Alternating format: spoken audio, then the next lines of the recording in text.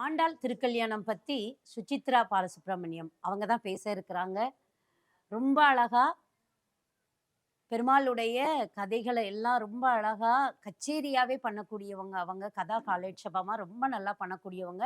அவங்க நம்மளுக்காக இன்னைக்கு பேச இருக்கிறாங்க. सिद्धि विनायक मूर्ति की जय। गोपिका जीवन स्मरणं गोविंद गोविंद। जानकी कांत स्मरणं जय जय राम राम। नमः पार्वती पतये हर हर महादेव। आंजनेय स्वामी की जय। सद्गुरु स्वामिनः जय।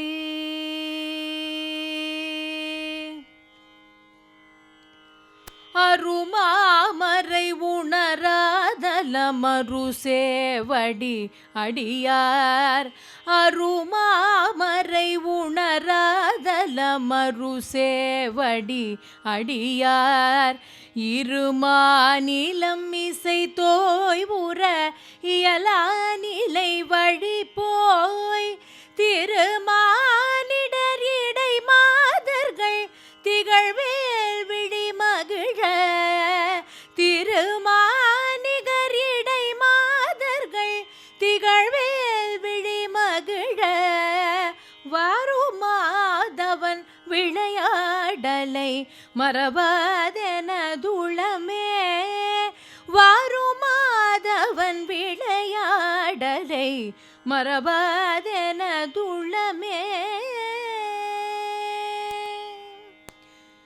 ஸ்ரீயப்பதியான பகவான் ஸ்ரீமன் நாராயணன் இந்த லோகத்தை ரட்சிக்கும் பொருட்டு பல அற்புதமான அவதாரங்களை எடுத்தார்.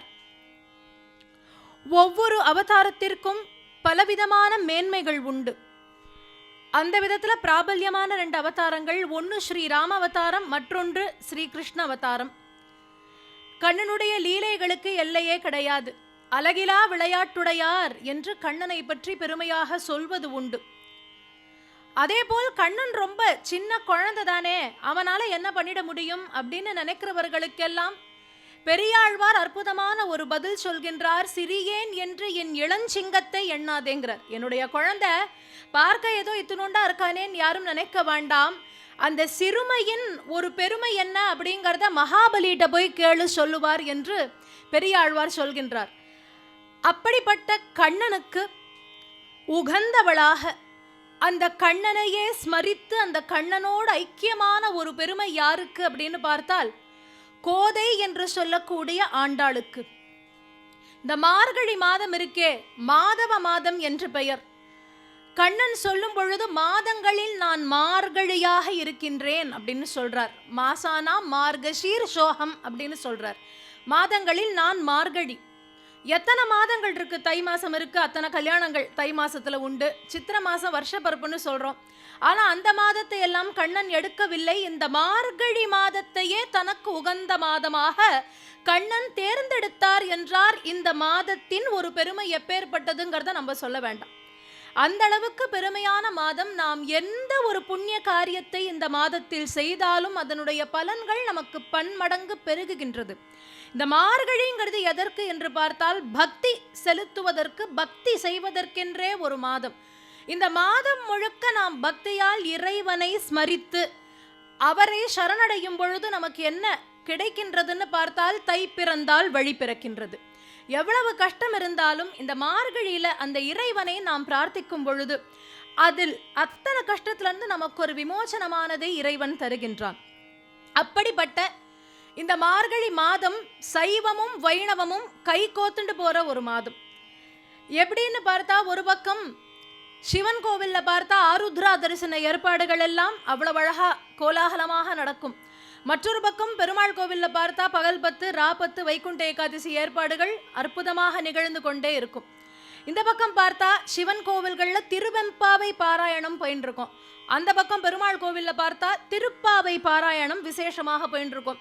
ஒரு பக்கம் பார்த்தா சுண்டல் வெண்பொங்கல் பிரசாதம் வந்துட்டு இருக்கும், இன்னொரு பக்கம் பார்க்கும் பொழுது புளியோதரை அப்படின்ட்டு நமக்கு விதவிதமான பிரசாதமும் கிடைக்கும். பாடு சாப்பாடு ரெண்டும் சேர்ந்து கிடைக்கக்கூடிய மாதம் இந்த மார்கழி. கார்த்தால கோவிலுக்கு போய் பாராயணம் பண்ணி பாடியாச்சுன்னா பின்னாடியே சாப்பாடு பிரசாதம் நமக்கு கிடைக்கின்றது. அப்படிப்பட்ட அருமையான மாதத்தில் நாம் அவசியம் நன்றி சொல்ல கடமைப்பட்டிருக்கோம் அப்படின்னா அது மாணிக்க வாசகருக்கும் கோதைக்கும். அதில் கோதை என்று சொல்லக்கூடியவள் எம்பெருமானுடைய 3 தேவியர் உண்டு. ஸ்ரீதேவி, பூதேவி, நீலாதேவின்னு 3 பேர். அதுல பூதேவியின் ஹம்சமாக இந்த பூலோகத்தில் அவள் அவதாரம் செய்கின்றாள். ஸ்ரீவில்லிபுத்தூர் அப்படிங்கிற க்ஷேத்திரம் சம்ஸ்கிருதத்துல சொல்லும் பொழுது தன்வினவ்யபுரின்னு சொல்றோம்.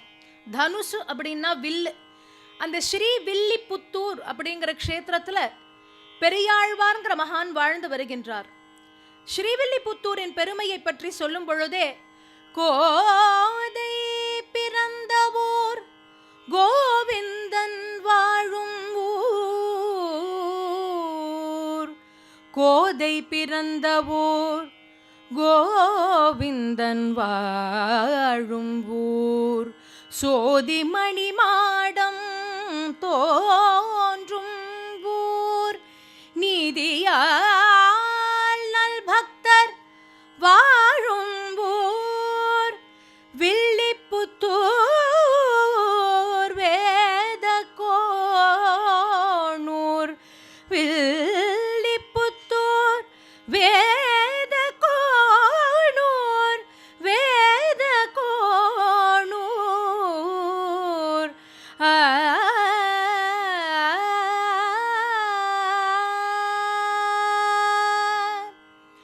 ஸ்ரீவில்லிபுத்தூரின் பெருமையை சொல்லும் பொழுது கோதை பிறந்த ஊர் அப்படின்னு ஆரம்பிக்கிறாங்க. ஒரு ஊரோட பெருமையை பத்தி சொல்லணும்னா எப்படி ஆரம்பிக்கணுங்கிறத கத்துக்கணும். நம்ம ஊரை பத்தின பெருமையெல்லாம் சொல்லணும்னா முதல்ல நீங்க எங்கேருந்து வந்தாலும் 1 மணி நேரம் முன்னாடியே கிளம்பி வாங்க. ஏன்னா இருக்கிற டிராஃபிக் அப்படி, ரோடு அப்படின்னு வரிசையா நம்ம சொல்லுவது போல இங்க எடுத்த உடனே ஒரு அடையாளம், கோதை பிறந்த ஊர். அதுக்கு அடுத்ததுதான் கோவிந்தன் வாழும் ஊர் என்று சொல்கின்றார். ஆனா உண்மை என்ன அப்படின்னு பார்த்தா கோதை பிறப்பதற்கு முன்னாடியே கோவிந்தன் அங்க வந்தாச்சு. கோதை கோவிந்தன் வந்ததுக்கு அப்புறம் தான் வரா. ஆனா பாட்டுல முதல்ல கோதையைத்தான் சொல்கின்றார்கள். ஏன் என்று பார்த்தால் கோதை இங்கு அவதாரம் செய்ய போகின்றாள் என்பதற்காக கோவிந்தன் முன்னாடியே வந்து வெயிட் பண்றாராம். கோதையை வரவேற்பதற்காக இறைவன் சுவாமியா மாமியான்னா மாமி தான் எல்லார் வீட்லையும், முதல்ல அம்மாவுக்கு தான். அந்த அம்மா வரப்போறா என்பதற்காக இறைவனே அங்கு வந்து முதலில் அவளுக்காக காத்திருந்தாராம். அதனால் கோதை பிறந்த ஊர் கோவிந்தன் வாழும் ஊர். சரி, அந்த ஊர் எப்படி இருக்கு? சோதி மணிமாடம் தோன்றும் ஊர். ப்ராஸ்பரிட்டி சொல்லணும் இல்லையா? ஒரு ஊர் எவ்வளவு செல்வ செழிப்போடு இருக்குங்கிறது ரொம்ப முக்கியமாச்சே. ஃபினான்ஸ் அப்படின்னு சொல்லக்கூடியது அழுது வடிஞ்சுன்னு இருந்தால் அந்த இடத்துக்கு நம்ம போக மாட்டோம். இப்போ இந்த கடை இவ்வளவு அழகா இருக்குன்னா அதுக்கு பளிச்சுன்னு இருக்கு, பார்க்கும் பொழுதே பளபளன்னு இருக்கு, அவ்வளவு சுத்தம் இருக்கு அப்படிங்கிறது நமக்கு தெரிகின்றது. அதுபோல சோதி மணிமாடம். ஏன் சோதி மணிமாடமா இருக்கு? அதற்கு அடுத்த அர்த்தம் சொல்கின்றார், நீதியால் நல் பக்தர்கள் வாழும் ஊர் என்றார். ஒரு இடம் பிரகாசமாக இருக்கு அப்படின்னா அங்க நீதிபடி நல் பக்தர்கள் வாழ்கின்றார்கள் என்று பொருள். இறைவனுடைய நாமத்தை சொல்லி பல பேர் அங்கு நீதியோடு தர்மத்தோடு ஒரு வாழ்க்கையை வாழ்ந்து வருகின்றார்கள். சரி, அடுத்து நான் மறைகள் ஓதும் ஊர். எந்நேரமும் வேதம் கேட்டுக்கொண்டே இருக்குமா? நான் மறைகள் என்று சொல்லக்கூடிய வேதம், அந்த வேதம் கேட்டுக்கொண்டிருக்கும் பொழுது அந்த இடத்துக்கே ஒரு ஸ்ரேயஸ். அதனால் நீதியால் நல்பக்தர்கள் இருக்கார்னா அந்த நீதி வருவதற்கு காரணமாக இருப்பது வேதம். ஏனால் எப்படி வாழ வேண்டும் என்பதை வேதம் நமக்கு சொல்கின்றது. அடுத்து வில்லிபுத்தூர் அப்படின்னு இப்பதான் பெயர் வருது. அது வரைக்கும் அடையாளங்கள் தான். பெயர் வந்ததுக்கு அப்புறம் எப்பொழுதுமே நம்ம என்ன பண்ணுவோம், இந்த ஃபர்ஸ்ட் அண்ட் லாஸ்ட் எப்பொழுதுமே பெஸ்டா வச்சுப்போம் இல்லையா? நடுவில் முன்ன பின்ன வந்தா கூட முதல்ல இருக்கிறதும் கடைசியதும் கரெக்டா இருக்கான்னு பார்த்துடுவோம். இங்கே எண்டில் எதை சொன்னார்கள் என்று பார்த்தால் வேதக்கோன் ஊர் என்று சொல்கின்றார்கள். பெரியாழ்வாருக்கு வேதக்கோன் அப்படின்னு பெயர். அப்போ பெருமை யாரால? அப்பாவாலையும் பொன்னாலையும் தான் ஊருக்கே பெருமை. வேதக்கோணான பெரியாழ்வாருக்குத்தான் பெண்ணாக வந்து அவதாரம் செய்கின்றாள் கோதை. அப்போ முதல்ல கோதையை வச்சு ஆரம்பிச்சு முடிக்கும் பொழுது அப்பாவை வச்சு முடித்தார்களாம். ஏனால் பெரியாழ்வாருக்கு இன்னும் பெருமை எப்படி சேருகின்றது? கோதையினால் சேருகின்றது. பெரியாழ்வாருடைய இயற்பெயர் என்னன்னு பார்த்தா விஷ்ணு சித்தன் அப்படின்னு பேர். அதற்கு என்ன அர்த்தம் அப்படின்னு பார்த்தா, எப்பொழுதும் இவருடைய சித்தத்துல எண்ணத்துல மகாவிஷ்ணு இருந்துட்டே இருப்பார் அப்படிங்கிறதுனால விஷ்ணு சித்தன் அப்படிங்கிற பெயர் ரொம்ப பொருத்தம். இன்னொரு விதமாகவும் சொல்லலாம், மகாவிஷ்ணுவோட சித்தத்திலேயே இடம் பிடித்தவர் என்பதனால் விஷ்ணு சித்தன் அப்படின்னு சொல்லலாம். மற்ற ஆழ்வார்களுக்கும் இவருக்கும் என்ன வித்தியாசம்? இவரை மட்டும் ஏன் பெரிய ஆழ்வார்னு சொல்றோம்? அப்ப மற்றவங்கெல்லாம் சின்னவர்களா என்ன? சிறிய ஆழ்வார்னு சொல்றோமா? கிடையாது, பெரிய ஆழ்வார்னு இவரை சொல்றோமே. ஏன் அப்படின்னா, மற்ற ஆழ்வார்களுக்கும் இவருக்கும் நடுவில் ஒரு சின்ன வித்தியாசம். மற்ற ஆழ்வார்கள் எல்லாருமே என்ன செய்தார்கள் என்று பார்த்தால், இந்த லோகம் நன்றாக இருக்க வேண்டும், லோகத்தில் இருக்கக்கூடிய ஜீவராசிகள் எல்லாம் சௌக்கியமா இருக்கணும் அப்படின்ட்டு இறைவனை பிரார்த்தனை செய்தார்கள். ஆனா பெரிய ஆழ்வார் ஒரு ஸ்டெப் அஹெட் போனாராம். ஒரு ஸ்டெப் அஹெட் போய் என்ன பண்ணினாராம், இறைவன் நன்றாக இருந்தால் தானே ஜீவராசிகள் நன்றாக இருக்க முடியும். கொடுப்பவன் நன்றாக இருக்க வேண்டுமே, அவன் சரியாக இருந்தால்தான் அவனுக்கு எந்த ஒரு கெடுதலும் வராது, அவன் இருந்தால்தான் மற்றவர்கள் நன்றாக இருக்க முடியும். அதனால அனைவருக்கும் கொடுக்கும் நாராயணமூர்த்தியே, நீ பல்லாண்டு பல்லாண்டு பல்லாயிரத்தாண்டு பல கோடி நூறாயிரம் மல்லாண்ட தின்தோள் மணிவண்ணா உன் சேவடி செவ்வித்திருக்காப்பு என்று இறைவனுக்கே திருப்பல்லாண்டு பாடி மங்களாசாசனம் செய்த பெருமை இவர் ஒருவருக்கு மட்டுமே. அதனால இவர் பெரியாழ்வார். மற்றொன்று, பெரிய திருவடின்னு சொல்லக்கூடிய கருட பகவானுடைய ஹம்சமா அவதாரம் பண்றார், அதனால் பெரியாழ்வார். இப்படி பல நாமங்கள் கொண்ட பெரியாழ்வார். அவருடைய கைங்கரியம் என்ன அப்படின்னு பார்த்தா, நந்தவனம் அமைச்சிருக்கார். அந்த நந்தவனத்துல துளசி தான் பிரதானியமா இருக்கக்கூடியது. ஏன்னா இறைவனுக்கு ரொம்ப பிடிக்குங்கிறதுனால துளசி செடிகள் சுகந்தமாக இருக்கும். அங்க புஷ்பங்கள் எல்லாம் இருக்கும். காலங்கார்த்தால சூரியோதயத்துக்கு முன்னாடி எழுந்து ஸ்நானம் செய்துவிட்டு நந்தவனத்தில் சென்று அன்று மலர்ந்த பூக்களை அழகா எடுத்து கொண்டு வந்து ஒரு பெரிய மாலை தன் கையால கட்டுவாராம். ஸ்ரீவில்லிபுத்தூர்ல இருக்கிற பெருமாளுக்கு வடபத்ரசாயி பெருமாள்னு பெயர். அந்த வடபத்ரசாயி, வடம் அப்படின்னா ஆலில, வடபத்திரம் அப்படின்னா ஆலிலையில சயனம் செய்து கொண்டிருக்கக்கூடிய பெருமாள்ங்கிறதுனால வடபத்ரசாயி பெருமாள்னு பேர் வில்லிபுத்தூர்ல. அந்த பெருமாள் இவ்வளோண்டு கிடையாது, நல்ல நீளமா இருக்கக்கூடியவர், ராஜானுபாகவா இருக்கக்கூடிய பெருமாள் அவர். அப்ப அவருக்கு மாலை தொடுக்கணும்னா எவ்வளவு நேரம் ஆகும்? ஆனால் கொஞ்சம் கூட யோசிக்காம கஷ்டப்படாம அந்த மாலையை ஒரு நேர்த்தியோடு, ஏதோ துளசி எடுத்தோமா, கட்டினோமா, தொடுத்தோமா, கொண்டு போய் கொடுத்தோமா, இல்லை, அந்த துளசி பச்சையை பார்க்கும் பொழுது ஆஹா இதுக்கு அடுத்து ஒரு சிகப்பு வந்தால் அழகா இருக்குமேன்னு ஒரு புஷ்பத்தை கட்டுறது, இந்த சிகப்புக்கு அடுத்து ஒரு வெள்ளை வந்தா காம்பினேஷன் பார்க்கறதுக்கு அழகா இருக்குமே அப்படின்னு பார்த்து பார்த்து அவ்வளவு பெரிய மாலையை கட்டி அந்த மாலையை எடுத்துட்டு போய் கோவில்ல சமர்ப்பணம் பண்ணுவாராம். பட்டாச்சாரியார் என்று பூஜை செய்யக்கூடியவர் அந்த மாலையை வாங்குவார். சரி, பெரியாழ்வார் தானே கொடுத்துருக்காரு, எப்படியும் அந்த மாலை சுத்தமாக தான் இருக்கும், அப்படியே அந்த பெருமாளுக்கு போடலாம்னு அவர் பண்ண மாட்டாராம். அவர் என்ன பண்ணுவார், அந்த மாலையை கீழேந்து ஃபுல்லாக இப்படி ஒரு பார்வை பார்ப்பாராம். முழுக்க கண்ணாலேயே அந்த மாலையை ஸ்க்ரீன் பண்ணுறது. இப்போ இருக்கிற ஏர்போர்ட் ஸ்க்ரீனிங்லாம் ஒன்றும் கிடையாது. ஒரு கேசம், ஒரு துப்பல் தூசி இருந்தால் கண்டுபிடிச்சிடுவாராம் அந்த பட்டாச்சாரியார். ஏன்னா அவரவர் செய்யக்கூடிய வேலையில் அவரவருக்கு அவ்வளவு ஸ்ரத்தை இருக்கணும். அப்போ அதை பார்த்து இந்த மாலை சுத்தின்னு கன்வின்ஸ் ஆனப்புறம் தான் அவர் பெருமாளுக்கு அந்த மாலையை அர்ப்பணம் பண்ணுவார். இதுவே அவருடைய நித்தியபடி கைங்கரியமாக இருக்கு.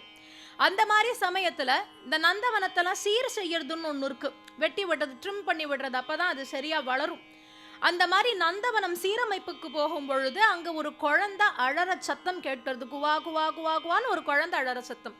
என்னடா அது, நம்ம இடத்துல ஏதோ ஒரு குழந்தை அழற சத்தம் கேட்கறதே, இது என்ன அப்படின்ட்டு போய் பார்த்தா துளசி செடிகளுக்கு மத்தியில அழகான ஸ்வர்ண விக்கிரகம் போல ஒரு பெண் குழந்தை துரு துரு துரு துருன்னு இருக்கலாம். அந்த குழந்தை நல்ல உருண்டையான முகம், திருத்தமான கண்கள், விஷாலமான நேத்திரங்கள், கோலி குண்டு மாதிரி உள்ள அந்த கண்மொழி இருக்கு. இப்படி உருட்டி உருட்டி உருட்டி அந்த கண்மொழியால பார்க்கறதாம். அப்படி எடுத்து இருக்கக்கூடிய மூக்கு, செக்க செவேர்னு இருக்கக்கூடிய இதழ்கள், கேசம் அப்படி சுருண்டு சுருண்டு விழுந்திருக்கான். நல்ல நிறைய அடர்த்தியான கேசம் இருக்கு. பிறக்கும் பொழுதே, அவதாரம் பண்ணும் பொழுதே அப்படி இருக்கு. கைய காலை உதச்சுண்டு அவ்வளவு அழகா அந்த குழந்தை பார்த்துட்டு இருக்கு, அழுது கொண்டு இருக்கு. இவர் அழுதுண்டே இருக்கிறத பார்க்கிறார், ஒன்றும் புரியல, என்ன பண்ணணும்னு தெரியல, யார் குழந்தைன்னு தெரியல. சுத்தி முத்தி பார்த்தார், சில நேரம் வெயிட் பண்ணார், ஒத்தரையும் காணணும். உடனே இதுவா அழுதுண்டே இருக்கு, இப்படியே பார்க்கிறார். இப்ப நான் இதை என்ன பண்ணணுங்கிற மாதிரி இருக்கு அந்த பார்வை. அப்ப அது என்ன பண்ணித்தான், சோஹோ இவருக்கு புரியல போல இருக்கு அப்படின்ட்டு இந்த முதுக அப்படி தூக்கி காண்பிச்சதாம். என்ன தூக்கிக்கோன்னு 2 கையையும் அப்படி வச்சு அந்த முதுக அப்படி தூக்கி தூக்கி காண்பிச்சது. ஓஹோ, தூக்கிக்கணும் போல் இருக்கு அப்படின்னு அப்பதான் தூக்கினார். அப்படி தூக்கி அந்த குழந்தைய பிடிச்சாரோ இல்லையோ அழுக நின்று போச்சாம். குழந்தையோட அழுக நின்று போச்சு. சிரிக்கிறது அப்படியே. இவர் பெண்ணை பற்றி கொண்டார், பெண் பற்றி இவரை பற்றி கொண்டது. அப்பாக்களுக்கே பெண்ணு செல்லம் இல்லையா? அப்ப பெண்ணை இவர் பற்றி கொண்ட மாத்திரமே பெண் பற்றி இவரை பற்றி கொண்டது. இறைவன் எனக்காக கொடுத்த ஒரு பிரசாதம் இந்த குழந்தை அப்படின்னு நினைச்சு அந்த குழந்தைக்கு கோதைன்னு பெயர் வைக்கிறார். வடமொழியில கோதா அப்படின்னு சொல்றது உண்டு. கோதை அப்படிங்கிற பெயர் முக்கூரார் இதற்கு ரொம்ப அழகான ஒரு வியாக்கியானம். முக்கூரார் அப்படிங்கிறவர் ஒரு பெரிய மகான். அவர் இந்த பெயருக்கு ஒரு வியாக்கியானம் கொடுக்கிறார். கோதாவரின்னு ஒரு நதி உண்டு இல்லையா? புண்ணிய தீர்த்தங்கள்ல தினம் ஸ்நானம் பண்ணும் பொழுது நம்ம அந்த ஸ்லோகம் சொல்றது ஒரு வழக்கம் உண்டு இல்லையா? கங்கே யமுனே அப்படின்னு ஆரம்பிக்கும். அதுல புண்ணிய தீர்த்தங்கள்ல ஒன்று கோதாவரி. ஆனா அந்த லிஸ்ட்ல ரொம்ப நாளைக்கு அவ பேர் இல்லை. முதல்ல கங்கை இடம் பிடிச்சுட்டா. ஏன்னா கங்கை ஹரியினுடைய பாதத்துல இருந்து வரவோ, அதனால வான் நதின்னு கங்கைக்கு தான் பேரு. வானத்துல இருந்து வந்த நதிங்கிறதுனால கங்கா ஃபர்ஸ்ட் லிஸ்ட்ல. நம்பர் 2 யமுனை. ராம அவதாரம், கிருஷ்ண அவதாரம் 2 அவதாரங்கள் இல்லையா? இந்த 2 அவதாரங்களோடு சம்பந்தப்பட்டது 2 நதிகள் முக்கியமா. கிருஷ்ண அவதாரத்தோடு சம்பந்தப்பட்டது யமுனை, ராம அவதாரத்தோடு சம்பந்தப்பட்டிருக்கு கோதாவரி. யமுனை என்ன பண்ணினா, கம்சனை நினைச்சு பயப்படல. கண்ணன் வரும் பொழுது எந்த கம்சன் என்ன பண்ண முடியும்? என் கண்ணன் எனக்காக இருக்கின்றார், என் இறைவன் என்னை பார்த்து பாருன்னு சொல்லி யமுனை வழி விட்டுட்டா. அதனால் யமுனை லிஸ்ட்ல பேர் வந்துடுத்து. ஆனா கோதாவரி ஒரு சிறிய தவறு பண்ணினான். பெரும் பாவம்னே சொல்லலாம். சீதையை ராவணேஸ்வரன் அபகரணம் பண்ணிட்டு போனதுக்கு அப்புறம் ராமன் ஒரு புல் பூண்ட பாக்கி விடாம போய் கேட்கிறார், உனக்கு தெரியுமா, உனக்கு தெரியுமா, உனக்கு தெரியுமான்னு. அப்போ கோதாவரிய போய் கேட்கிறார், சீதை எங்க போனா, யார் அவளை என்ன பண்ணினான்னு உனக்கு ஏதாவது தெரியுமான்னு கேட்டா, இவளுக்கு நன்னா தெரியும், பார்த்திருக்கா. ராவணேஸ்வரன் புஷ்பக விமானத்துல சீதையை அழைச்சிட்டு போறதை இவ பார்த்திருக்கா. ஆனால் எங்க நான் சொல்லிட்டா ராவணேஸ்வரனால தனக்கு ஏதாவது ஆபத்து நேர்ந்து விடுமோ என்று பரமாத்மாவான ராமரிடத்திலேயே பொய்ய சொல்லிட்டா. எனக்கு தெரியாது, நான் ஒன்னும் பார்க்கல அப்படின்னு பொய் சொல்லிட்டாளாம். இப்போ இறைவனிடத்துல பொய் சொன்ன பெரும் பாவம் கோதாவரிய பிடிச்சுண்டதான். பல நாள் லிஸ்ட்ல அவ பேர் போவே இல்லை. பெரியாழ்வார் அந்த கோதாவரிங்கிறவளுடைய பேரை இவளுக்கு வச்சாராம். இவ பேர் அங்க போய் சேர்ந்ததான். நதியின் பெயர் லிஸ்ட்ல 3ஆவதாக போய் சேர்ந்ததான். இவளுக்கு கோதான் பேர் வச்ச மாத்திரம் அவளுக்கு விமோச்சனம் ஏற்பட்டது என்று இந்த பெயருக்கு இப்படி ஒரு வியாக்கியானத்தை நமக்கு சொல்கின்றார்கள். கோதை நாளொரு மேனி பொழுதொரு வண்ணம்னு வளர்ந்துட்டு வரா. வீட்டில் டாம் அண்ட் ஜெரி, சோட்டா பீம்லாம் கிடையாது. வீட்டில் என்ன கதை எப்பொழுதும்னா சாக்ஷாத் கிருஷ்ணருடைய கதைகள் மட்டுமே. கிருஷ்ண சரித்திரங்களை ரொம்ப ஆசையாக அப்பாட்ட கேட்பாளாம். அதில் முக்கியமாக கிருஷ்ணனுடைய கோகுல லீலைகள், பால்ய லீலைகள் எல்லாம் அவளுக்கு ரொம்ப ரொம்ப இஷ்டமானது. அப்பா ஒவ்வொரு நாளும் பல லீலையை சொல்லுவார். அப்படி சொல்லும் பொழுது ஒரு நாள் கேட்கிறாளாம், அப்பா எனக்கு கண்ணனுடைய லீலைகளை கேட்கணும் போல இருக்கு, ஏதாவது அழகான லீலைகள் எல்லாம் சொல்லுங்களேன்னு. அவ அப்பா சொல்றார், யசோதை போல ஒரு பாக்கியசாலியை நம்ம பார்க்கவே முடியாது. ஏன்னா தேவகி குழந்தைய பெத்தெடுத்தால் கூட கண்ணனுடைய லீலைகளை அனுபவிக்கக்கூடிய பாக்கியம் தேவகிக்கு கிடைக்கல.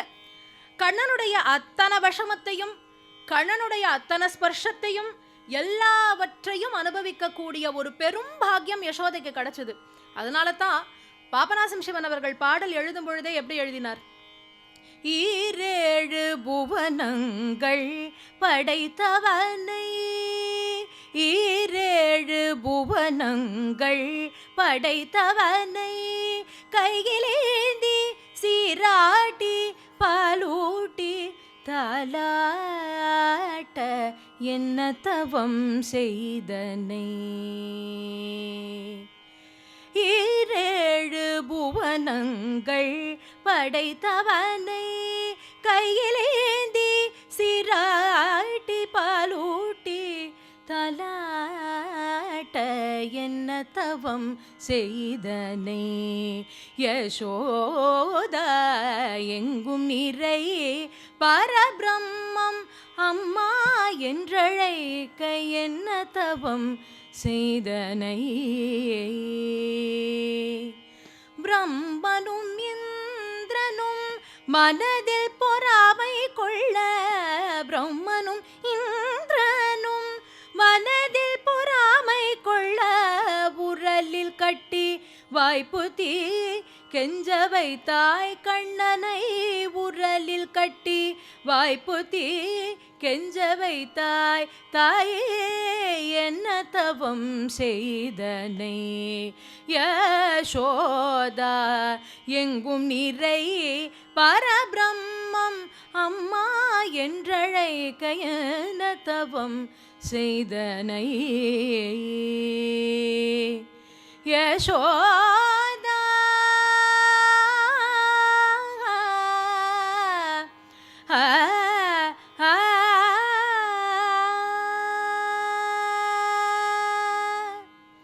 ஈரேழு புவனங்கள் படைத்தவனை கையில் ஏந்தி சீராட்டி பாலூட்டி தாலாட்ட என்ன தவம் செய்தனை என்று கேட்டார். ஏன்னா உலகத்திற்கே அத்தனையும் செய்யக்கூடியவர் அந்த எம்பெருமான். அவர் இவளை அம்மானு கூப்பிட்டார்னா அப்ப என்ன ஒரு பாக்கியம், என்ன ஒரு தபஸ் பண்ணிருந்தா அவளுக்கு அப்படி ஒரு பாக்கியம் கிடைச்சிருக்கும். அப்போ இந்த கண்ணன் என்ன பண்ணுவான்னா எப்ப பார்த்தாலும் வெண்ணையை திருடுறது தான் விஷமம் விஷமம் விஷமம் முழுக்க முழுக்க விஷமம் 24/7 விஷமம். ஒரு நிமிஷம் ஏதோ சும்மா இருக்கானே அப்பா நம்ம போய் வேலையை பார்க்கணும்னு அந்த அம்மாவால முடியாது. ஏன்னா எப்போ என்ன பண்ணுவான்னு தெரியாது, துரு துரு துரு துரு துருன்னு ஏதாவது ஒரு விஷமம் பண்ண வேண்டியது. இவ என்ன பண்ணிருப்பா, இந்த விஷமம் பண்றது தெரியணுங்கிறதுக்காகவே அத்தனை நகையை போட்டு விட்டுருக்கா. ஏன்னா பதவச ஓசப்படாதைக்கு காலை வச்சு நடந்தாலும் அந்த சலங்க காமிச்சு குடிச்சுடுமோ இல்லையோ, போட்டுட்டு இருக்கிற நகை ஏதாவது ஆடும், கையில் இருக்கிற வளையல்கள் நிறையா போட்டு விட்டா ஏதோ ஒரு சவுண்டில் இந்த பையன் இங்கே போகிறான் அங்கே போகிறான்னு கண்டுபிடிச்சுட்டு அவனை ஏதாவது பண்ணலாம்னு. ஆனால் அதையும் மீறி நம்பாளு திருடுறது இருக்கே, அடே அப்பா. அதில் என்ன பண்ணுவான்னா அவன் அம்மா வெண்ணெயை நல்லா ஃப்ரெஷ்ஷாக கடைஞ்சி வச்சிருப்பா. வெண்ணெயை தான் மட்டும் எடுத்து தின்னா பரவாயில்ல, எப்போ பார்த்தாலும் ஒரு பெரும் கூட்டம் கூடவே ஃப்ரெண்ட்ஸுங்கிற பேரில் ஒரு கூட்டத்தை வச்சுண்டு வீடு வீடாக போய் திருடுறது தான் வழக்கம். வீட்டில் போய் திருடுறது என்னவோ கண்ணன், ஆனால் அவன் தான் கடைசியில் சாப்பிடுவான். எல்லாருக்கும் கொடுத்தது போக எல்லாருக்கும் திருப்தி ஆனதுக்கு அப்புறம் தான் அந்த கையில் சொச்ச மிச்சம் ஒட்டின்னு இருக்கிறத எடுத்து சாப்பிடுவான் கண்ணன். அப்போ அன்றைய தினம் டேர்ன் அவா வீட்டில் யசோதை என்ன பண்ணியிருக்கா, இந்த பையன் திருடுவான்னு தெரிஞ்சு ஒரு புது ஐடியா பண்ணி வச்சிருக்கா. எப்படி பண்ணியிருக்கான்னா, அந்த வெண்ணெய் பானையில் ஒரு கயர் மாதிரி கட்டி அந்த கயர் அங்கேருந்து கிளம்பி போய் ஒரு இடத்துல தொங்குறது. அந்த கனெக்ஷன் இவன் கண்ணுக்கு தெரியாத மாதிரி அவ பண்ணியிருக்கா. ஒரு அலங்காரம் மாதிரி ஏதோ பண்ணியிருக்கா. அந்த கனெக்ஷனில் எண்டில் ஒரு மணி இருக்குது. அதாவது என்னன்னா, இவன் வெண்ணப்பானையில் கையை வச்சானா கணகணகடன்னு மணி அங்கே அடிக்கும். சரி, இந்த பையனை கையும் களவுமா பிடிக்கலான்னு அவ பிளான்.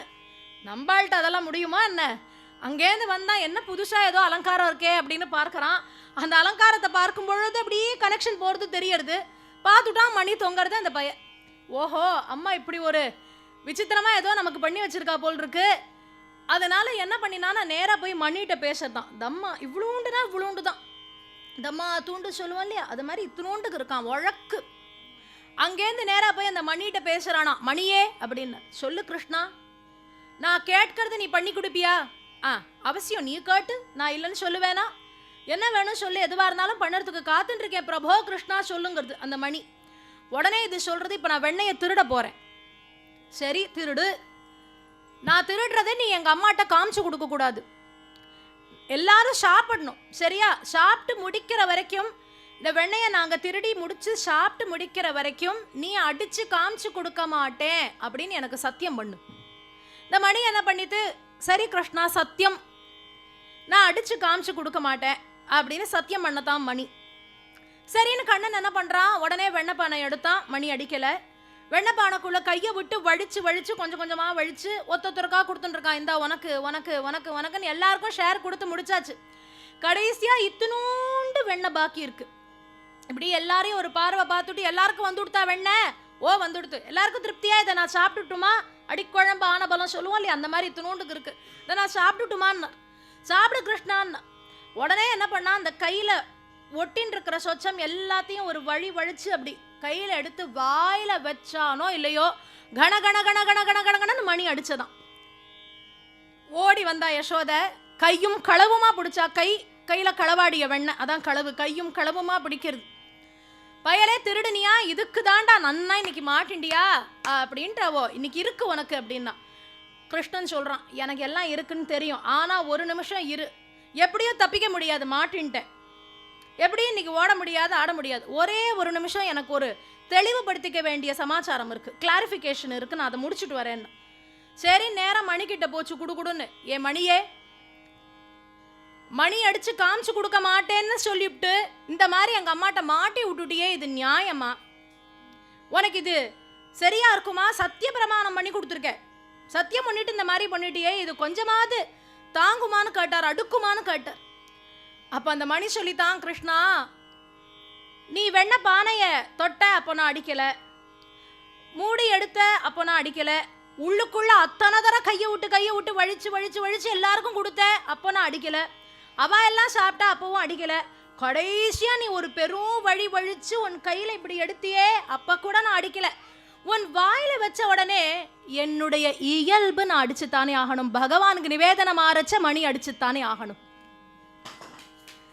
அப்போ எனக்கு நிவேதனம், உனக்கு நிவேதனம் ஆறுது அந்த வெண்ணெய் அப்படிங்கிறப்ப என்ன அறியாம நான் அடிச்சுட்டேன், நான் என்ன பண்ணுவேன், அது என் இயல்பு அப்படின்னு சொன்ன உடனே கிருஷ்ணன் அந்த மணிக்கும் அனுகிரகம் பண்ணினாராம். இது மாதிரி பாத்திரத்துக்கு அனுகிரகம் பண்ணியிருக்கார். அதைத்தான் கோதை ஏற்ற கலங்கள் எதிர்பொங்கி மீதளிப்பன்னு பார்க்குறா. கலங்கள் பாத்திரத்துக்கெல்லாம் ஒருத்தர் முக்தி கொடுக்க முடியுமானா அது கிருஷ்ணனால தானே.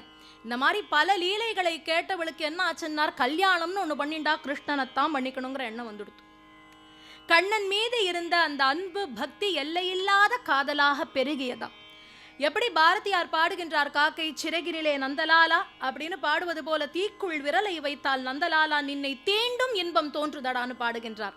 அப்போ அந்த அளவுக்கு கண்ணன் மீது ஒரு பக்தி, அந்த காதல் இவளுக்கு நாளாக நாளாக பெருகி கொண்டே போறது. அப்ப சின்ன பொண்ணு தானே, நம்மளாம் ஒரு விளையாட்டுன்னு விளையாடுவோம், சரி கல்யாண விளையாட்டு விளையாடலாம் அப்படின்னு தினம் என்ன பண்ணுவாளாம், அப்பா மாலையை தொடுத்து வச்சுட்டு கை காலை சுத்தி பண்ணிக்க போவர் கோவில் போறதுக்கு முன்னாடி. அந்த சமயத்துல என்ன பண்ணுவாளாம், கூடையில் இருக்கிற மாலை எடுத்துப்பா, தன் கழுத்துல போட்டுப்பா. விறுவிறுவிறுன்னு பின்னாடி கிணறு ஒன்று இருக்குமா, அந்த கிணற்றுல அவ்வளவு தீர்த்தம் இருக்கும், எட்டி பார்த்தா அதுல அந்த ரிஃப்ளெக்ஷன் தெரியுமா. ஓஹோ, இந்த மாலை வடபத்திரசாயி பெருமாளுக்கு எங்க வரும் அப்படின்னு. அவளை பொறுத்தவரை வடபத்திரசாயி பெருமாள் தான் கண்ணன். அதனால இந்த மாலை மாற்றுவது அப்படின்னு ஒன்று நடந்துடுத்துனா கல்யாணம் ஆயாச்சு.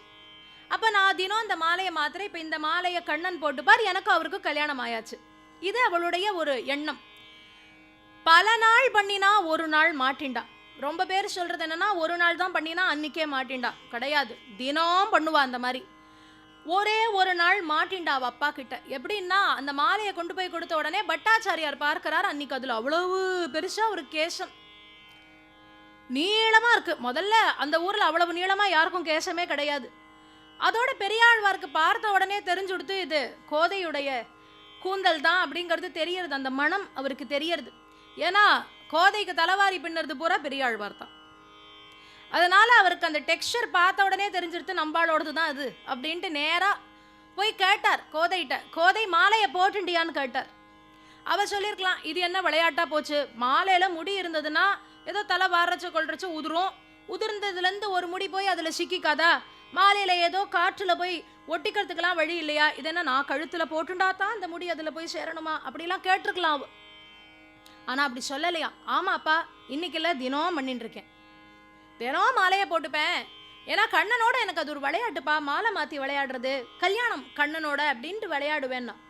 அப்ப சொன்னாராம், பெருமாள் சூடி களைந்த மாலையை நம்ம சூடிக்கலாமா, ஆனா நாம் சூடிய மாலையை பெருமாளுக்கு கொடுக்க கூடாது, அது ரொம்ப தப்பு, மகா பாவம்மா, இத்தனை நாளா அதை வேற பண்ணிருக்க, இன்னைக்கு வேற அதை சொல்றியே, உனக்கு இது கூட தெரியலையா, போறது இனிமேல் பண்ணாதே அப்படின்னு சொல்றார். அன்று இரவெல்லாம் அவருக்கு தூக்கமே வரல, ஏதோ அப்படி அசந்து மறந்து தூங்குறச்ச கனவுல வடபத்திரசாயி பெருமாள் தோன்றினாராம் பெரியாழ்வாருக்கு. தோன்றி ஒரு கேள்வி, என்ன பெரியாழ்வாரே, தினம் தினம் எனக்கு கிடைக்கக்கூடிய போக்கியத்தை இன்னைக்கு கிடைக்க விடாத பண்ணிட்டேளேன்னர். என்ன போக்கியம்?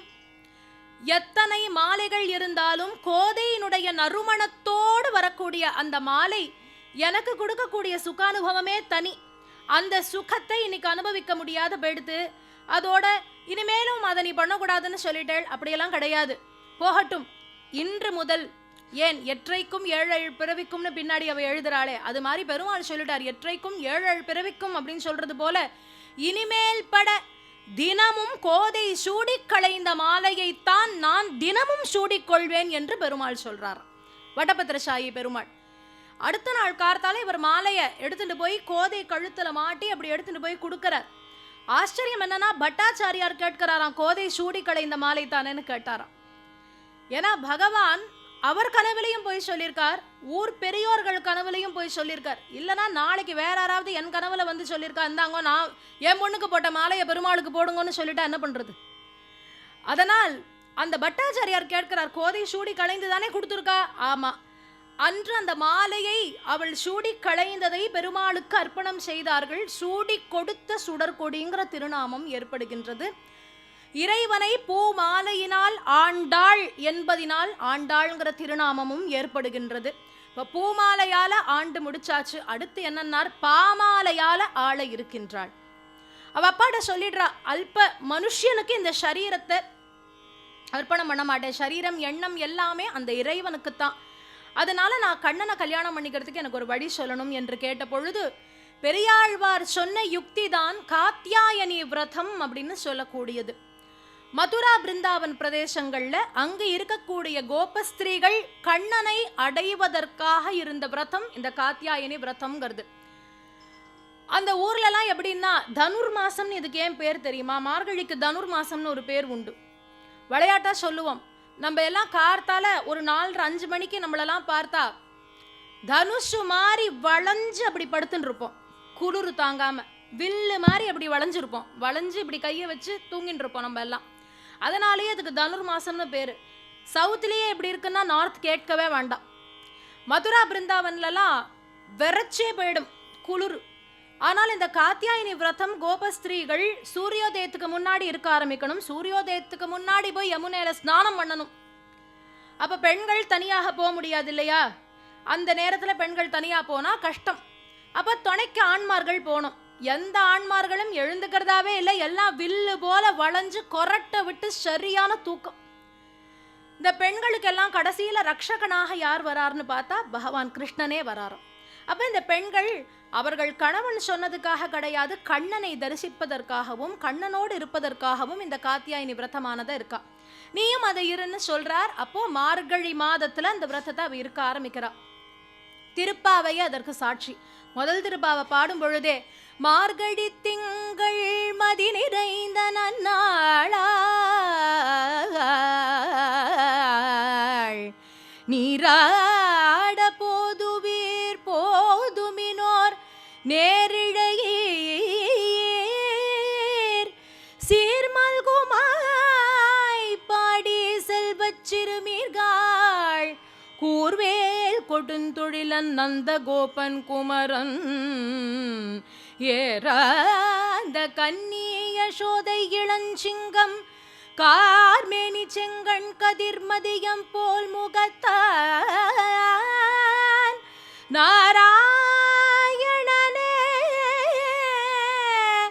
நமக்கே பறை தருவான் பரோர் புகழ படிந்தேலோர் எம்பாவாய் அப்படின்னு மார்கழி திங்கள் மதி நிறைந்த பௌர்ணமி, மதி நிறைந்த நாள்னா முழு நிலவு இருக்கக்கூடிய நாள். இந்த பாவை நோம்ப இருக்க ஆரம்பிக்கிறாளாம். சீர்மல்கும் ஆய்ப்பாடி எதுனார் ஸ்ரீவில்லிபுத்தூரே ஆய்ப்பாடி. அங்கு இருக்கக்கூடிய கோவிலே கண்ணனின் மாளிகை. அங்கு இருக்கக்கூடிய செல்வச் சிறுமியர்களே கோபஸ்திரீகள். அங்கு இருக்கக்கூடிய வடபத்ரசாயி பெருமாளே கண்ணன். அங்க இருக்கக்கூடிய புஷ்கரணியே யமுனை. இப்படின்னு மனசுல வச்சுட்டு அந்த பாவை நோன்பை இருக்க ஆரம்பிக்கிறா. 2வது பாட்டு ரொம்ப முக்கியம். வையத்து வாழ்வீர்கள் நாமும் நம் பாவைக்கு செய்யும் கிரிசைகள் கேளீரோ அப்படின்னார். கிரிசைகள்னா என்னென்ன பண்ணணும், டூஸ் அண்ட் டோன்ட்ஸ் அப்படின்னு சொல்றோம் இல்லையா? அந்த மாதிரி அதில் சொல்கின்றாள், நெய் உண்ணோம் பால் உண்ணோம். இந்த மாதம் முழுக்க கிட்டத்தட்ட கண்ணனை தரிசனம் பண்ற வரைக்கும் நெய் கிடையாது, பால் கிடையாது. ஏன்னார், இந்த நெய் பால் அலங்கார வஸ்துக்கள் எல்லாம் பார்த்தா அவை கண்ணனுக்கு அர்ப்பணம் செய்ய வேண்டும்ங்கிற ஒரு எண்ணம் வரணும். நம்ம எடுத்து அதை சூடிக்கொள்ள வேண்டும், நம்ம எடுத்து சாப்பிடணுங்கிற எண்ணம் வரக்கூடாது. அப்படிங்கிறதுக்காக நெய் உண்ணோம் பால் உண்ணோம், நாட்காலே நீராடி காலங்கார்த்தால நீராடுவோம்னு சொல்கின்றாள். நாட்காலே நீராடி நெய் உண்ணோம் பால் உண்ணோம், மலரிட்டு நாம் முடியோம், செய்யாதன செய்யோம், தீக்குறளை சென்றோதோம், ஐயமும் பிச்சையும் ஆந்தனையும் கை காட்டினார். ஐயமிட்டுத்தான் சாப்பிடுவோம். அன்னைக்கு சாப்பிட்றதுக்கு முன்னாடி தர்மம் அன்று செய்ய வேண்டும். இந்த மாதம் முழுக்க அப்படி பண்ணணும் அப்படின்ட்டு இரண்டாவதுல சொல்கின்றாள், மூன்றாவது ஓங்கி உலகளந்த உத்தமன் பேர் பாடி, ஐஸ்வர்யமான திருப்பாவைன்னு சொல்வது. ஓங்கி உலகளந்த உத்தமன் பேர் பாடி நாங்கள் நம் பாவைக்கு சாற்று நீராடினால் தீங்கின்றி நாடெல்லாம் திங்கள் மும்மாறி பெய்து ஓங்கு பெரும் சென்னல் ஊடு கயலுகள பூங்குவளை போதில் பொறி வண்டு கண்படுப்ப தேங்காதே புக்கிருந்து சீர்த்த முளை பற்றி வாங்க குடம் நிறைக்கும் வள்ளல் பெரும் பசுக்கள் நீங்காத செல்வம் நிறைந்தேலோர் எம்பாவாய் அப்படின்ட்டு ரொம்ப வைணவ சம்பிரதாயத்துல ரொம்ப முக்கியமான திருப்பாவை இது.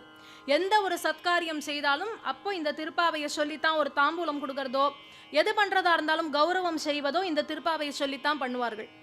அப்போ இதுல பார்த்தா 3 புரட்சியை பத்தியும் நமக்கு சொல்கின்றாள். ஓங்கு பெருஞ்சென்னல்ங்கிறது பச்சை புரட்சி, ஊடு கயலுகளை அப்படிங்கிறது நீலம் ஃபிஷரிஸ் இல்லையா, ப்ளூ ரெவல்யூஷன். கடைசியில சொல்லும் பொழுது வாங்க குடம் நிறைக்கும் வள்ளல் பெரும் பசுக்கள் ஒயிட் ரெவல்யூஷன், வெள்ளை புரட்சி. 3 புரட்சியை பத்தி ஒரே பாசுரத்துல புரட்சினா என்னங்கிறது தெரியறதுக்கு முன்னாடியே பாடிய வீர தமிழ் பெண் கோதை என்பது ரொம்பவே குறிப்பிடத்தக்க வேண்டிய ஒன்று. 4வது ஆழிமழை கண்ணா, அடுத்து மாயனை மண்ணு வடமதுரை மைந்தனை அப்படின்னு பாடிண்டே வரா. நிறைய அன்றி உலகம் அளந்தாய் அடி போற்றி. அத்தனை திருப்பாவையும் அழகு, எதை எடுக்கிறது எதை விடுறதுனே தெரியாது. ஆனா நமக்கு நேரம்ங்கிறது இருக்கிறதுனால நேரம் 28க்கு வந்துடலாம். 27, 28 ரொம்ப முக்கியம். 27 கூடாரவல்லின்னு பேர் முக்கியமா. 27 என்னன்னா கூடாரை வெல்லும் ஸ்ரீர் கோவிந்தான்னு தான் ஆரம்பிக்கிறா. ஏன் இந்த 27 முக்கியமா சொல்றோம்னா 2ல எதெல்லாம் விட்டாலோ அது எல்லாத்தையும் திரும்ப 27 எடுத்துக்கிறா. 2ல என்ன சொன்னா, பால் சாப்பிட மாட்டேன், நெய் சாப்பிட மாட்டேன், புஷ்பம் சூடி கொள்ள மாட்டேன், கண்ணுக்கு மையிட்டுக்க மாட்டேன் அப்படின்னு எல்லாம் சொன்னா இல்லையா. இதுல என்ன சொல்றா, கூடாரை வெல்லும் ஸ்ரீர் கோவிந்தா அப்படின்னு பாடி இன்னைக்கு நாங்க எல்லா அலங்காரங்களும் பண்ணிப்போம், புஷ்பங்கள் எல்லாம் தோடே செவிப்பூவேங்கிறா, எல்லாவற்றையும் வைத்துக் கொள்ளுவோம். அதுக்கப்புறம் என்ன, பார்ச்சோறு மூட நெய் பெய்து, நெய் விட்டு இல்லை, நம்மளாம் ஸ்பூன்ல எடுத்து விடுறோம், கரண்டியில் எடுத்து விடுறோம். அந்த அம்மா விட்டெல்லாம் மாளுமா, நெய் பெய்துன்னா மழை பெய்யும், நெய் பெய்யறது எங்கன்னார். கூடாரவல்லியினுடைய அக்கார வடிசல்ல நெய் பெய்யணுமா, பால்ல நல்ல அந்த அன்னமானது கொதிக்கணும், அதுல வாசனாதி திரவியங்கள் எல்லாம் போட்டு நெய் அப்படி மேல மிதக்கணுமா. எடுத்து சாப்பிட்டா எப்படி இருக்கணும்னார், அப்படி எடுத்தா முழங்கை வழிவாரன்னா, அந்த நெய் அப்படி முழங்கை முழுக்க வழிஞ்சுட்டு வரணுமா. முழங்கை வழிவார நான் மட்டும் சாப்பிட போறேன்னு சொல்லல, கூடி இருந்து குளிர்ந்தேலோர் எம்பாவாய், எல்லாரும் சேர்ந்து சாப்பிட போறோம், கண்ணனோடு சேர்ந்து சாப்பிட போறோம். முக்கியமான திருப்பாவை. ஏன்னா அதுலதான் கேட்கிறா, என்ன கண்ணனை பார்த்தாச்சு, இப்ப கண்ணன்ட்ட வரம் கேட்கணும். என்ன வரம் கேட்கிறா, எற்றைக்கும் 7 பிறவிக்கும் உமக்கே ஆட்செய்யக்கூடிய ஒரு பாக்கியத்தை கொடு, உன் தன்னோடு இருக்கக்கூடிய ஒரு பாக்கியத்தை கொடு அப்படின்னு கேட்டு வங்க கடல் கடைந்த மாதவனை கேசவனைன்னு 30 திருப்பாவை பாடி முடிக்கிறான். அதன் பிறகு சரி அதான் 30 பாட்டு இயற்றியாச்சே போரும் இல்லை, தை மாதம் திரும்ப பாடல்களை ஆரம்பிக்கிறா.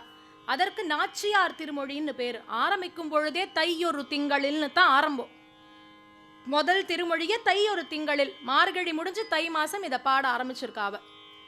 அப்படி தொடங்கி கற்பூரம் நாருமோ கமலப்பூ நாருமோன்னு மறுபுசித்த மாதவன் தன் வாய்ச்சுவையும் நாற்றமும் விருப்புற்று கேட்கின்றேன்னு சொல்லாடி வெண்சங்கேன்னு அந்த சங்கமடத்துல கேட்கிறாளாம். கண்ணனுடைய வாய் கனியமுதம் எப்படி இருக்கும் அப்படின்னு கேட்கிறா.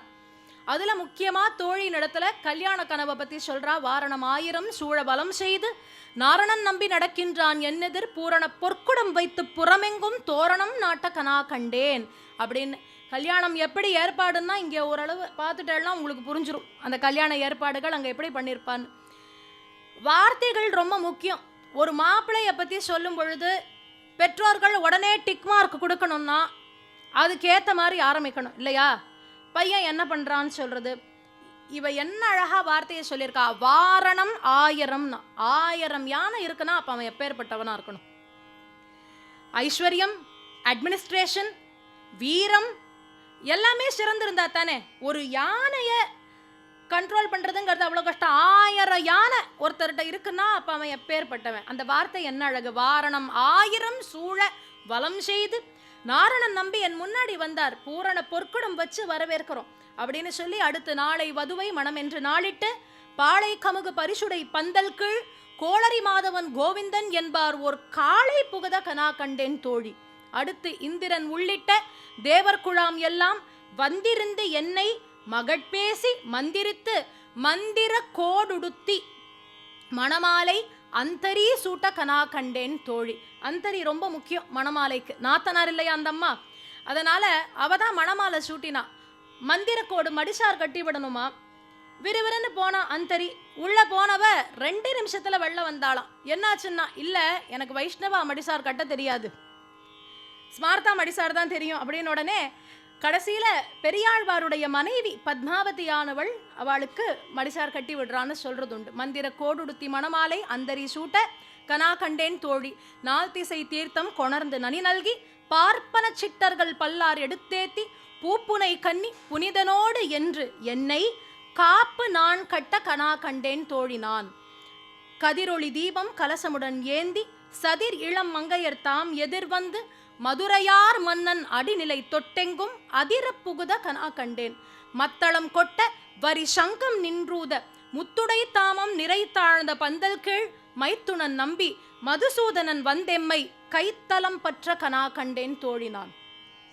சொல்லிக்கொண்டே வருகின்றாள். வாய் நல்லார் நல்ல மறை ஓதி மந்திரத்தால் பாசிலை நாணல் படுத்து பரிதி செய்து காய்ச்சிரமாக்களிற்று அன்னார் என் கைப்பற்றி தீவலம் செய்ய கனா கண்டேன் தோழி நான். இம்மைக்கும் 7 பிறவிக்கும் பற்றாவான் நம்மையுடையவன் நாராயணன் நம்பி செம்மையுடைய திருக்கையால் தாழ் பற்றி அம்மி மிதிக்க கனா கண்டேன் தோழி நான். வரிசிலை வாழ்முகத்து மாதர்தாம் வந்திட்டு எரிமுகம் பாரிட்டு என்னை முன்னே நிறுத்தி அறிமுகன் அச்சுதன் கைமேல் என் கை வைத்து பொறி முகந்தட்ட கனா கண்டேன் தோழி நான். குங்குமம் அப்பி குளிர் சாந்தம் மட்டித்து மங்கள வீதி வலம் செய்து மணநீர் அங்கு அவனோடு உடன் அங்கு சென்று யானை மேல் மஞ்சனம் மாட்ட கனா கண்டேன் அப்படின்ட்டு இந்த பத்தையும் சொல்கின்றார். யார் இந்த பத்தை பாராயணம் செய்கின்றார்களோ வாயும் நன்மக்களை பெற்று மகிழ்வரே அப்படின்னு முடிக்கிறா இந்த வாரணம் ஆயிரத்தை. தோழிட்ட தானே சொல்லியிருக்கா. அந்த அம்மா நேரா போய் பெரியாழ்வார்கிட்ட சொன்னாலாம், பிக் பட்ஜெட் கல்யாணம் பிளான் பண்ணி ரெடியா இருங்கன்னு, உங்க பொண்ணோட கல்யாண கனவு அப்படின்ட்டு. அதன் பிறகு ஸ்ரீரங்க மகாத்மியத்தை பத்தி கேட்டுட்டு வரா. அவ அப்பா சொல்கின்றார், விமானம் பிரணவாக்காரம் வேதஸ்ருங்க மகாத்புதம்னு ரங்கநாதருடைய ஒரு பெருமையை சொல்கின்றார். பச்சை மாமலை போல் மேன் இல்லையோ அவருக்கு. அப்படிப்பட்டவருடைய பெருமையை சொன்ன உடனே அந்த க்ஷணம் மாத்திரம் ரங்கநாதரை சென்று தரிசிக்கணுங்கிற ஒரு எண்ணம் ஏற்படுறது. கிளம்பினாலாம் பல்லக்கில். கிளம்பி ஸ்ரீரங்க க்ஷேத்திரத்துக்கு வந்தாலோ இல்லையோ அந்த பிரணவாக்கார விமானம் தெரிஞ்சது. அடுத்த நிமிஷம் பல்லக்கிலிருந்து இறங்கி விறுன்னு ஓடினாலாம். ஓடின உடனே உள்ள பெருமாள் பச்சை மாமலை போல் மேனி பவளவாய் கமலச்செங்கன் அச்சுதா அமரரேரே ஆயர்த்தம் கொழுந்தே என்னும் இச்சுவை தவிர யான் போய் இந்திர லோக்கமாளும் அச்சுவை பெரினும் வேண்டேன்னு. அரங்கனை பார்த்தாச்சுன்னா யாருக்கு வேணும் இந்திரலோகம், என் அரங்கன் போரும் என்று சொல்வது போல அந்த அரங்கனை கண்ணார கண்டு சேவித்து மகிழ்ந்தாளாம். க்ஷணமாத்திரம் சுத்தி இருக்கிறது எல்லாம் சாஸ்வதம் இல்லை, நிரந்தரம் இல்லைன்னு புரிஞ்சது. ரங்கனே நீ தான் எனக்கு எல்லாம்னு அப்படி உள்ள ஓடினாலாம். ஒரு மின்னல் போல கிளம்பி ரங்கநாதரோட ஐக்கியமாயாச்சு. கோதை ரங்கநாதரோட ஐக்கியமானா. பெரியாழ்வார் கொஞ்சம் பெரியவர் இல்லையா, மெல்ல நடந்து வந்தார். வந்தா பொண்ணை காணும். கோவில் முழுக்க சுத்தி பார்த்தார். பொண்ணை காணலையே, தொலைஞ்சு போயிட்டாலே. கவலையே இல்லை, போலீஸ் ஸ்டேஷன்லாம் ஒன்றும் போல. நேராக ரங்கநாதர்கிட்ட போனார். ஒரு மகள் தமை உடையேன் திருமகள் போல் வளர்த்தேன் செங்கன்மால் தான் கொண்டு போனார். நீ தான் அவளை ஐஷண்டு பேருக்குன்னு எனக்கு நன்னா தெரியும். செங்கன்மாலோ ப்ராபபிலிட்டி இல்லை, ஷியோர் செங்கன்மால் தான் கொண்டு போனார். ஏன்னா அந்த தூக்கிண்டு போய் கல்யாணம் பண்ணுறதுலாம் யார் ஸ்பெஷலிஸ்ட், அதனால நீ தான் அவளை ஐஷண்டு பேருப்பேன்னு நன்னா தெரியும். ஆனால் ஒரு பொண்ணு எனக்கு திருமகளை போல வளர்த்துருக்கேன். இந்த மாதிரி கல்யாணம் பண்ணிட்டு வந்தால் மாமியாருக்கு பிடிக்காது. முறைப்படி கல்யாணம் பண்ணி கொடுத்தாலே பிரச்சனை வருது. நீ பாட்டில் அவளை ஐஷண்டு போனேன்னா யசோதை அம்மா ஏதாவது ஒரு வார்த்தை சொல்லிட்டா என் மனசு புண்படுமே. அதோடு அவ்வளவு பெரிய கனவு கண்டிருக்காளேப்பா, அதுபடி அவளுக்கு கல்யாணம் பண்ணணும்னு ஆசைப்படுறேன், என் பொண்ணு திருப்பி கொடுன்னா. 2 விதமாக சொல்கிறது உண்டு. திரும்ப பெண்ணை கொடுத்தார் ரங்கநாதர், அழிச்சுட்டு வந்து ஸ்ரீவில்லிபுத்தூரில் அவள் கனவு கண்டபடி கல்யாணம் பண்ணி வச்சார்னு சொல்கிறது உண்டு. ஆனால் வாஸ்தவத்தில் பெருமாள்கிட்ட ஒரு வஸ்து போயாச்சுன்னா அது திரும்ப வராது இல்லையா. பகவான்கிட்ட போயாச்சு, அதுக்கப்புறம் இந்த லோகத்துக்கு வர வேண்டிய அவசியம் கிடையாது. எண்ட் அப்படிங்கிறது அதானே, ஐக்கியமே ஆயாச்சு. அதிலும் பெரியாழ்வார் அதை புரிஞ்சுக்காதவர் கிடையாது. யாரோ ஒன்றும் தெரியாதவர் கிடையாது. பெரியாழ்வாருக்கு இந்த சாஸ்திர சம்பிரதாயங்கள் மட்டுமல்லாது பெருமாளுடைய சமாச்சாரம் எல்லாம் பூர்த்தியா தெரியும், இல்லையோ, நேர்த்தியா தெரிஞ்சவர். அதனால் பெருமாள் என்ன பண்றாரா, கவலைப்படாதீங்கோ, எப்படி அவ கல்யாணம் ஆசைப்பட்டாலோ அப்படிதான் நடந்தது பாருங்கன்னு ஸ்கிரீன் காமிக்கிறாராம்.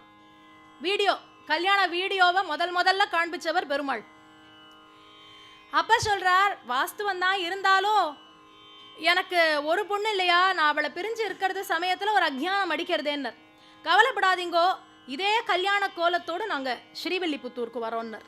அழகிய மணவாளனாக ஆண்டாள் சமேதனாக சுவாமி ஸ்ரீவில்லிபுத்தூருக்கு வந்தார். கல்யாணம் ஒரு வருஷம் இல்ல, வருஷா வருஷம் நடக்கட்டும். ஆடிப்பூரத்தில் அவதாரம் பண்ணினா, அதனால இன்னைக்கும் ஆடிப்பூரம் அங்க ரொம்ப விசேஷம். ஆடி மாதம் அமர்ந்த பூரம் அரிய சதுர்திஷி செவ்வாய்க்கிழமையில நம்புக்கலி 98வது நல வருடத்துல அவதாரம் பண்ணாலாம். அந்த ஆடிப்பூர உற்சவங்கள் இன்னைக்கும் விசேஷம். ஆண்டாள் கல்யாண வைபவங்கள் கோலாகலமா நடக்கிறது. சரி, வந்தாரே, வந்தவர் வரன் கொடுக்கிறார். யூஸ்வலா வரனுக்குத்தான் நம்ம ஏதாவது கொடுப்போம் இல்லையா, என்ன வேணும், என்ன எதிர்பார்க்கிறீங்கன்னு வரனை பார்த்து கேட்போம். இங்க வரன் உனக்கு என்ன வரம் வேண்டும்னு கேட்கிறது. அவர் சொல்றாரு, ஒண்ணும் இல்லை, என் பொண்ணை என்னால பிரிஞ்சு இருக்க முடியாதேப்பான்னார். கவலையா வேண்டாம், நாங்க 2 பேரும் இதே ஊர்ல செட்டில் ஆயிடுறோம் உங்களோட, எனக்கு ஒன்றும் பிரச்சனை இல்லை, நான் இங்க உங்களோட சௌக்கியமா இருந்துட்டு போறேன்னார்.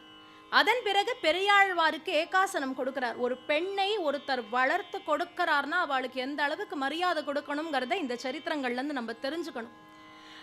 வழக்கமா பக்தர்கள் ஆழ்வார்கள் எல்லாம் பார்த்தா பெருமாள்கிட்ட இருந்து தள்ளித்தான் இருப்பா. ஆனால் ஸ்ரீவில்லிபுத்தூர்ல மட்டும் பெருமாள் ஏகாசனம், சமமான ஆசனத்தை கொடுக்கிறார் பெரியாழ்வாருக்கு. ஏன்னா ஒரு பக்கம் மாமனார், மற்றொரு பக்கம் பெரிய திருவடியான கருடன், இப்படி பல அற்புதமான மேன்மைகள் கொண்டவர்ங்கிறதுனால அதை பெருமாள் வரமாக தருகின்றார். இன்றும் அந்த கல்யாண உற்சவங்கள் கோலாகலமாக நடந்துருக்கு. இன்றைய தினம் இந்த மார்கழியில ஆண்டாள் கல்யாணத்தை ஸ்மரிப்பது அப்படிங்கிறது ரொம்ப விசேஷமான ஒன்று. அப்படிப்பட்ட ஒரு ஸ்மரணையை தந்ததற்காக விளக்கு கடை அம்மா எல்லாருக்கும் என்னுடைய மனமார்ந்த நன்றிகள். And my thanks to Surmukhi, my dear friend Surmukhi also. So Shrimati Surmukhi சொல்லி தான் நான் இங்கே வந்தேன். ஸோ அவர்களுக்கும் என்னுடைய நன்றியை தெரிவிச்சுண்டு ஒரு நாமாவளி கூட சேர்ந்து எல்லாருமே பாடலாம். கிருஷ்ண கிருஷ்ணா முகுந்தா ஜனார்தனா, கிருஷ்ண கோவிந்த நாராயணா ஹரே. கிருஷ்ண கிருஷ்ணா முகுந்தா ஜனார்தனா, கிருஷ்ண கோவிந்த நாராயணா ஹரே. அச்சுதானந்த கோவிந்த மாதவா, சச்சிதானந்த நாராயணா ஹரே. அச்சுதானந்த கோவிந்த மாதவா, சச்சிதானந்த நாராயணா ஹரே. கிருஷ்ண கிருஷ்ணா முகுந்தா ஜனார்தனா, கிருஷ்ண கோவிந்த நாராயணா ஹரே. கிருஷ்ண கிருஷ்ணா முகுந்தா ஜனார்தனா, கிருஷ்ண கோவிந்த நாராயணா ஹரே. அச்சுதானந்த கோவிந்த மாதவா, சச்சிதானந்த நாராயணா ஹரே. அச்சுதானந்த கோவிந்த மாதவா, சச்சிதானந்த நாராயணா ஹரே. சச்சிதானந்த நாராயணா ஹரே. சச்சிதானந்த நாராயணா